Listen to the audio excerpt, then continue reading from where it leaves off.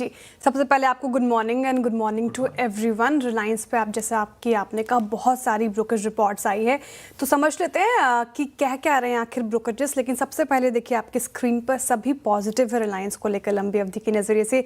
CLSA की तरफ से सबसे ज़्यादा अग्रेसिव टारगेट प्राइस आए हैं, 1800 रुपये प्रति शेयर का टारगेट प्राइस आया है आउट परफॉर्मर रेटिंग के साथ। तो यानी कि 37% का अपसाइड, 37% का अपसाइड पोटेंशियल रिलायंस में देख रहे हैं CLSA.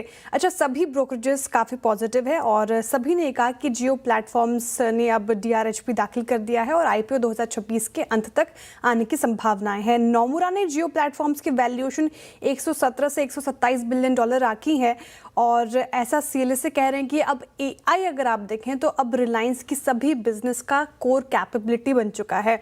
Jamnagar sovereign AI hub में पहला 120 megawatt AI compute capacity financial 26 में के अंत तक चालू होने का भी लक्ष्य है, जो कि अच्छी चीज़ है। तो एआई को लेकर अग्रेसिव हो रही है रिलायंस। जियो प्लेटफॉर्म्स का आईपीओ भी आने वाला है। साथ ही रिलायंस ने अंडरग्राउंड कोल गैसिफिकेशन और एक्सपोर्ट्स को नए ग्रोथ एरियाज के रूप में पहचाना है, ये अच्छी चीज़ नज़र आ रही है। और मैनेजमेंट ने अगले 5 सालों के लिए जो टारगेट दिया है, एबिटा दोगुना करने का जो लक्ष्य रखा है, वो भी ब्रोकरेजेस को काफ़ी पसंद आया। हालांकि सीएलएसए का कहना है उसके मौजूद टारगेट प्राइस जो है 1800 के, उसमें अभी AI, FMCG, media, new materials और एक्सपोर्ट्स बिजनेस की वैल्यूएशन शामिल नहीं है। यानी कि 1800 का से और भी ज़्यादा अपसाइड पोटेंशियल वो देख सकते हैं जब इन सारे चीज़ों की री रेटिंग होगी। तो अब नोमुरा ने कहा है कि सोलर मॉड्यूल्स और सोलर सेल्स को लेकर भी कंपनी काफ़ी अच्छी तरीके से काम कर रही है और नोमुरा के मुताबिक न्यू एनर्जी बिजनेस जो है वो करीब फाइनेंशियल 27 में पहली बार रेवेन्यू उससे आने की उम्मीद है। तो मोनेटाइजेशन वहाँ पर भी शुरू हो जाएगी फाइनेंशियल 27 तक। सैमसंग सीएनटी के साथ $3 बिलियन की जो ग्रीन एनर्जी सप्लाई डील है वो भी काफ़ी अच्छी ग्रोथ स्टोरी मजबूत बनेगी। तो तमाम ब्रोकरेजेस काफ़ी पॉजिटिव है। जेफरीज ने ये तक कह दिया कि रिटेल बिजनेस में भी अब अच्छी खासी इंप्रूवमेंट देखने को मिलेगी और ये भी एक री रेटिंग की संभावनाएं रिलायंस के लिए ला सकता है। तो काफ़ी पॉजिटिव और बुलिश ब्रोकरेज रिपोर्ट्स रिलायंस की तरफ। काफ़ी पॉजिटिव रिपोर्ट एलएनटी पर भी आती हुई और सीएलएसए की रिपोर्ट है, आउट परफॉर्मर की कॉल है। टारगेट प्राइस भी अच्छा खासा बढ़ाया हुआ है, 4842 रुपये प्रति शेयर का टारगेट प्राइस, अच्छा खासा अपसाइड पोटेंशियल देख रहे हैं। अच्छी खबर ये है कि एलएनटी अब इंफ्रा बिजनेस से आगे बढ़कर अपना जो बिजनेस है वो एक्सपैंड कर रही है। AI, data centres, electronics manufacturing services, semiconductors, green hydrogen और डिफेंस जैसे नए ग्रोथ इंजन्स आगे एलएनटी को सपोर्ट करेगी, सीएलएसए का मानना है। और कंपनी ने फाइनेंशियल ईयर 26 और 31 यानी कि लक्ष्य 2031 का जो टारगेट रखा है वो काफ़ी अच्छा है।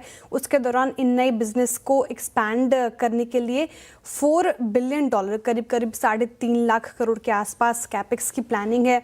और एलएनटी ने 400 से ज़्यादा सेमीकंडक्टर इंजीनियर्स की टीम तैयार कर ली है। इनफैक्ट तो जिस तरीके से एलएनटी काम कर रही है वो काफ़ी इंप्रेसिव नज़र आ रहा है और ईवी इलेक्ट्रॉनिक सेगमेंट में अपना पहला कस्टमर भी हासिल कर लिया है एलएनटी ने, तो ये अच्छी चीज़ है। और साथ ही एलएनटी ने जापान की कंपनी के साथ ग्रीन अमोनिया सप्लाई एग्रीमेंट पे भी हस्ताक्षर किए हैं, जिससे आगे चलकर ग्रीन हाइड्रोजन बिजनेस को मजबूती मिलेगी। तो सीएलएसए का कहना है कि एलएनटी अब सिर्फ क्लाउड इंफ्रास्ट्रक्चर तक लिमिटेड नहीं है, बल्कि एनवीडिया के साथ भी मिलकर सॉवरन एआई फैक्ट्री एक्सपेंशन करने की दिशा में भी आगे बढ़ रही है। तो ये तमाम चीज़ें एलएनटी को काफ़ी एक मजबूत कैंडिडेट बना रहा है, इसलिए आप रख सकते हैं रेडार पर। ओके, इसलिए जी सर, नोमुरा की रिपोर्ट आई है ईएमएस स्पेस पर, जहां उनको डिक्सन टेक्नोलॉजी ज़्यादा पसंद आ रहा है। और एम्बर पर सीएलएसए की रिपोर्ट है, काफ़ी पॉजिटिव रिपोर्ट, आउट परफॉर्मर की कॉल। तो नोमुरा कह रहे हैं कि जो भारत का मोबाइल ईएमएस मार्केट है वो हर साल लगभग 15 करोड़ स्मार्टफोन्स का है, तो इतना बड़ा बाजार है भारत में। अच्छा, ब्रोकरेज के मुताबिक डिक्सन टेक्नोलॉजीज़ की जो मार्केट शेयर 2025 में हम बात करते थे 19% की, वो बढ़कर फाइनेंशियल ईयर 28 तक 32% तक पहुंच सकती है। तो Dixon technologies market share gain करने पर लगातार काम कर रही है कंपनी। और नोमुरा का मानना है कि डिक्सन को सपोर्ट करेंगे ओईएम पार्टनरशिप, यानी कि बड़े स्मार्टफोन ब्रांड से जो पार्टनरशिप की है डिक्सन ने वो सपोर्ट करेगा। ओडीएम जॉइंट वेंचर्स, लोकलाइजेशन, साथ ही वैल्यू एडिशन, सिर्फ असेंबलिंग नहीं बल्कि ज़्यादा मैन्युफैक्चरिंग प्रोसेस भी करेगी डिक्सन टेक्नोलॉजीज़ और एक्सपोर्ट्स में भी बढ़ोतरी करेगी। तो ये एक अच्छी चीज़ नज़र आ रही है डिक्सन के लिए, इसलिए बाय रेटिंग बरकरार रखते हुए 13 का टारगेट प्राइस रखा है नॉमरा ने। एम्बर पर सेलेसिक की आउट परफॉर्मेंस की कॉल है, टारगेट प्राइस 8,100 रुपये प्रति शेयर का टारगेट प्राइस रखा है और उनका मानना है कि जो ओप्पो के साथ इनका करार है वो काफ़ी अच्छा होगा। ओप्पो ट्रांजैक्शन फाइनेंशियल ईयर 28-29 तक ईपीएस में 15% से 21% का एबिटा बूस्ट कर सकते हो। तमाम ये खबरें हैं एम्बर और डिक्सन को लेकर, रख सकते हैं रडार पर। ओके, एम्बर और डिक्सन इंटरेस्टिंग रिपोर्ट है सर, और सारे जो स्टॉक्स हैं आईओसी, बीपीसीएल, एचपीसीएल आपके रडार पर होने चाहिए। यहाँ पर जो रिपोर्ट आई है कोटक इंस्टीट्यूशनल इक्विटीज़ की, साथ ही जेपी मॉर्गन की, उनका मानना है कि अब यहाँ पर सुधार देखने को मिल रहा है, इसलिए अपग्रेड हैं। पहले सेल की कॉल थी सारी, अब उसको अपग्रेड करके रिड्यूस की कॉल आ गई है। अच्छा, कोटक इंस्टीट्यूशनल का कहना है कि अभी मार्च से मई में जो दबाव आया था ओएमसीज में, अब वहाँ पर सुधार देखने को मिल रहा है मार्जिन्स में। और ब्रोकरेज के मुताबिक क्रूड में अगर 30% से ज़्यादा की करेक्शन होती है तो प्रॉफिटेबिलिटी यहाँ से सुधरेगी, मजबूत हो सकती है। और कोटक का मानना है कि फिनेंशियल 27 में किसी नुकसान की उम्मीद नहीं है अगर क्रूड $75 प्रति बैरल के आसपास रहा तो। और फिनेंशियल 28 और 29 में इनफैक्ट अर्निंग्स मजबूत रह सकती है। इसी वजह से ब्रोकरेजेस ने बीपीसीएल, एचपीसीएल और आईओसी पर अपनी जो अब कॉल है वो अपग्रेड करके रिड्यूस कर दी है सेल से। जेपी मॉर्गन का भी मानना है कि पेट्रोल और डीजल मार्जिन अब वॉर के पहले के स्तर से भी ऊपर आ चुके हैं। हालांकि एलपीजी बिजनेस अभी भी लॉस में है, लेकिन क्रूड प्राइस घटने से सुधार तो हुआ है। और ब्रोकरेज का मानना है कि Q1 में इन्वेंट्री लॉसेस का थोड़ा असर देखने को मिल सकता है, लेकिन Q2 में प्रॉफिटेबिलिटी बेहतर हो सकती है, इसलिए उनकी पसंद इस स्पेस से बीपीसीएल है और आईओसी रख सकते हैं रडार पर। ओके, चलिए सर डिलीवरी जिस पे मोतीलाल ओसवाल की रिपोर्ट आ गई है, काफ़ी पॉजिटिव रिपोर्ट है। टारगेट प्राइस 580 रुपये प्रति शेयर का 25-30% का अपसाइड नज़र आ रहा है इनको इस करंट मार्केट प्राइस से।